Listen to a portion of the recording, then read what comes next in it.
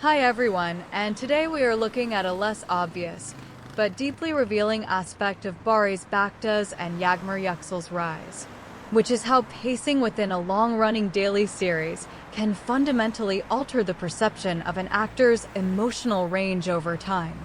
Unlike shorter seasonal formats, Kansasekleri required sustained character development across an extended timeline, which meant that subtle shifts in performance accumulated gradually rather than being delivered in isolated dramatic peaks. For Baktas, this translated into a portrayal that relied heavily on controlled restraint, where emotional intensity was often suggested rather than explicitly shown, creating a slow burn effect that audiences either found compelling or frustrating depending on their expectations. Yuksel, on the other hand, demonstrated a different trajectory, where her character's evolution involved navigating between vulnerability and resilience, often within the same scene,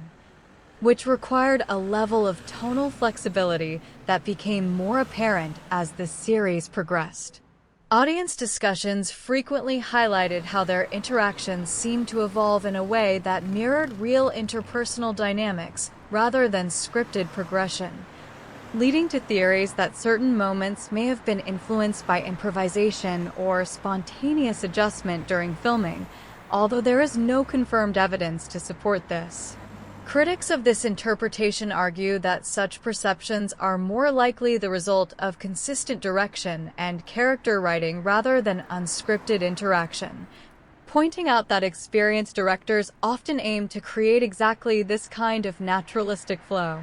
Nevertheless, the persistence of these theories indicates that the performances succeeded in creating an illusion of authenticity strong enough to invite speculation, which in itself can be considered a measure of effectiveness. As both actors move forward, the challenge will be to either reinforce or deliberately break away from the performance patterns that audiences have come to associate with them, particularly in an industry where typecasting can emerge quickly when a specific dynamic resonates strongly with viewers. So before we end today's analysis, consider this angle carefully. Is the perception of authenticity in acting a reflection of the performer's skill, or is it ultimately shaped by how much the audience wants to believe what they are seeing?